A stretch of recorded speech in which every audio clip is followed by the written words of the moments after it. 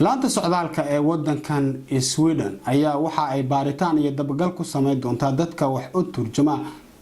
oo ay ku jiraan dadka Soomaalida ah ee tarjumaanada ah kadib markii uu barnaamij arintaas ku saabsan uu sameeyay barnaamijka loo yaqaano Ubdara Grand Scanner waxaana qodobkan eegi doona Ali Yaasiin Kurbeen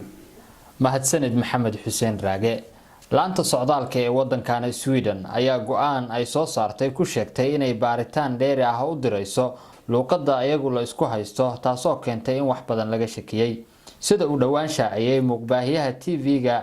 TV Fira ayaa dabagal ku sameeyay shirkadda Sprocab oo ah shirkad madax bannaan oo luqadaha ka iibsata laanta socdaalka ee dalkani si shakhsiga mangalyadoonka ah loo hubiyo lahjada iyo meesha uu sheeganayo inay islahaato baaritaankii la sameeyay ayaa muujiyay in shakhsiga wata sumada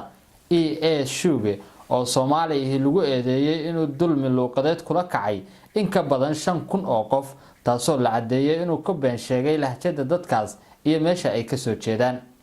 si kastaba ha ahaatee laanta socdaalka ayaa sheegtay in baaritaanka kiiskan loo diri doono laanta socdaalka dalka Holland si loo sameeyo baaritaan ka madax bannaan kii halkan lagu sameeyay